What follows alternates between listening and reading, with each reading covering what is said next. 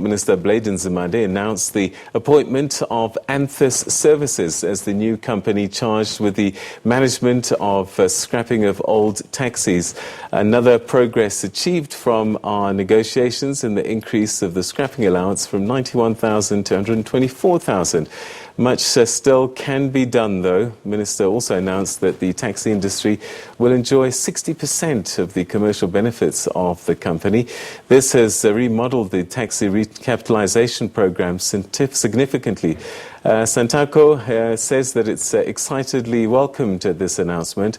SANTACO holds a different view on the scrapping of panel van quantums or illegally converted panel vans, which are unsafe. And the organisation intends to approach the minister and persuade him that instead follow the recommendations of the public protector on the subject. All right, to tell us a little bit more about this, I'm now joined by a representative from SANTACO. First, if you could just tell us your name. I didn't get it on my list. Thabisho Molelekwa. Yes, thanks, Mr. Molelekwa. I'm the spokesperson. All right, so you're happy about the announcement with some reservations? By far and large, we are happy. I must record that, mainly because the minister has, changed the face of taxi recapitalization quite significantly.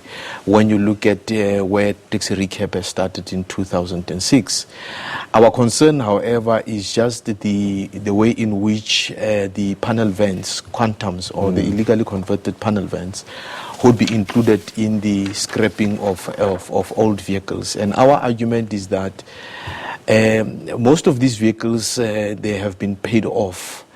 And to give 124,000 to the owner we are not convinced that that is a fair amount. So we believe we need to approach the minister and find a way of persuading him to relook at the matter. Remember, how old are the panel vans now? Because as a vehicle ages, its market value and trade value decreases. Correct. And so whilst you're saying that the amount isn't a lot, it could be more or less its actual market value.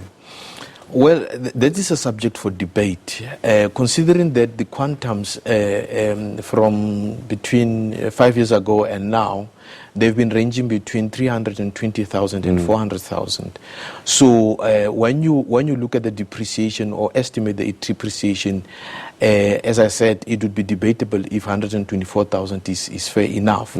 However, what is important that needs to be noted here is the fact that the issue of panel vans, as investigated by the public protector, is not an issue of taxi operators or the taxi industry alone. It's an issue that has got the involvement of the financial institutions, the dealerships and the manufacturers who at one point colluded with each other to ensure that they sell these vehicles intentionally so to operators who are unaware that they are buying vehicles that are not intended for public passenger service. So we are saying there's a need for all the stakeholders to converge and agree on, if supposing these vehicles are scrapped, how do we help the operator with the difference to ensure that this guy or this lady goes back into business.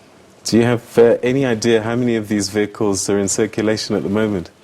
We have close to 2,000 of these vehicles that are on the road.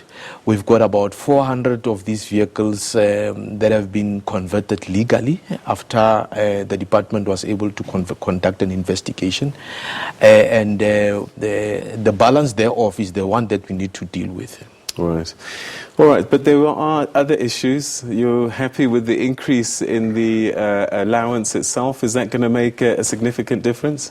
It will. Yeah. It will, even though we believe the department but we believe from 90,000 to 124 is a significant increase, and we believe that our operators would be able to survive on that, mainly because of the way in which the department has structured the current taxi recapitalization program.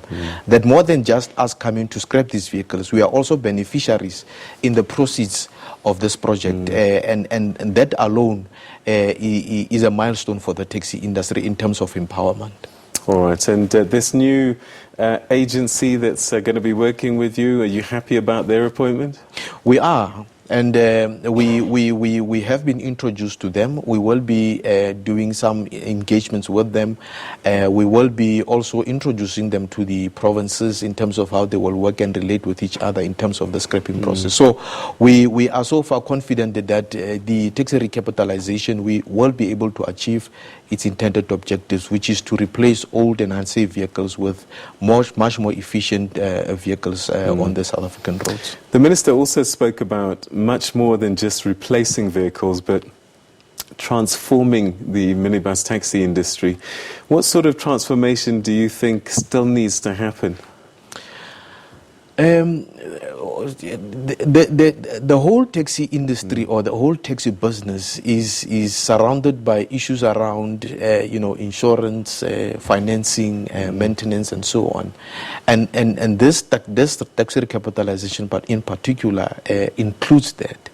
And when the minister speaks about this transformation, he's taking that into account to say, for a very long time, financiers have, to a very large extent, exploited the taxi industry in terms of interest rates.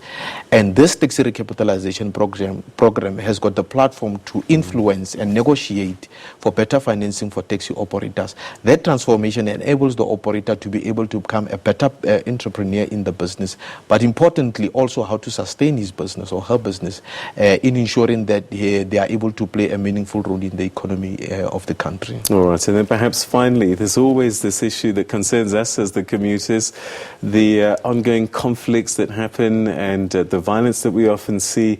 And I believe it stems around this individual ownership model and this taxi association route management model. How do we get to a resolution of that?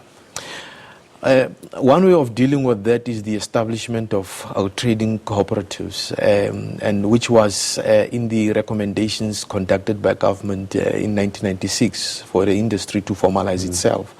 We have already started that. Mpumalanga has set up that kind of a model.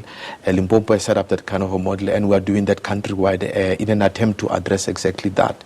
But what is also important is for the community and the and society at large to understand that the issue around infiltration of routes or duplication of routes is not really the responsibility of the taxi industry. Government is the sole custodian of that. We have tried for a very long time to persuade government to hand over that responsibility to the taxi industry without success.